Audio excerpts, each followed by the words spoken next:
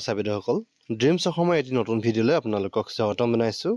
আজিৰ ভিডিঅ'টোত আপোনালোকে লৈ আহিছোঁ বিশেষ নটিফিকেশ্যনত কি আছে সবিশেষ জনাম। চাবিদসকল ভিডিঅ'টো শেষলৈ চাই যাব।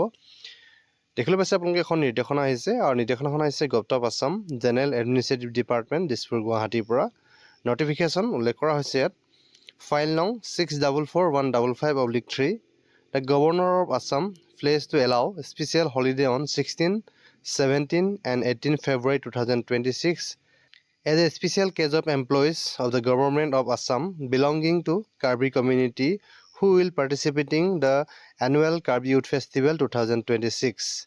This has the approval of the competent authority. যেহেতু আপোনালোকক এইখিনি জনাব বিচাৰিছোঁ চাবিদসকল কাৰ্বি ইউথ ফেষ্টিভেল যিহেতু প্ৰত্যেক বছৰে কাৰ্বি ইউথ ফেষ্টিভেল আয়োজন কৰা হয় আৰু এইবাৰো যিহেতু কাৰ্বি ইউথ ফেষ্টিভেল আয়োজন কৰা হৈছে যিহেতু এই কাৰ্বি ইউথ ফেষ্টিভেল সৰ্বমুঠ 5 দিন উদযাপন কৰা হয় তাৰে ভিতৰে 3 দিন বাবে স্পেচিয়েল যি লিভ ঘোষণা কৰিছে যিসমূহ কাৰ্বি কমিউনিটি ব্যক্তিসকলে অসম চৰকাৰৰ বিভিন্ন ডিপাৰ্টমেণ্টত কাম কৰি আছে বা চাকৰি কৰি আছে তেওঁলোকৰ বাবে এই যি স্পেচিয়েল লিভ ঘোষণা কৰা হৈছে 16, 17 আৰু 18 যি ফেব্ৰুৱাৰী তেওঁলোকে স্পেচিয়েল কেজুৱেল লিভ ল'ব পাৰিব। যিহেতু এই যি কাৰ্বি ইউথ ফেষ্টিভেল আয়োজন কৰা হৈছে কাৰ্বি ইউথ ফেষ্টিভেল যিহেতু 5 দিনীয়াকৈ আয়োজন কৰা হয় সেই 5 দিনীয়া যি ইউথ ফেষ্টিভেলত তেওঁলোকক 3 দিনৰ বাবে যিহেতু কাৰ্বি কমিউনিটি যিসকল ব্যক্তি আছে বিভিন্ন ডিপাৰ্টমেণ্টত তেওঁলোকৰ বাবে এই যি ছুটি ঘোষণা কৰিছে তেওঁলোকে স্পেচিয়েল লিভ ল'ব পাৰিব অহা 16, 17 আৰু 18 ফেব্ৰুৱাৰী তাৰিখে।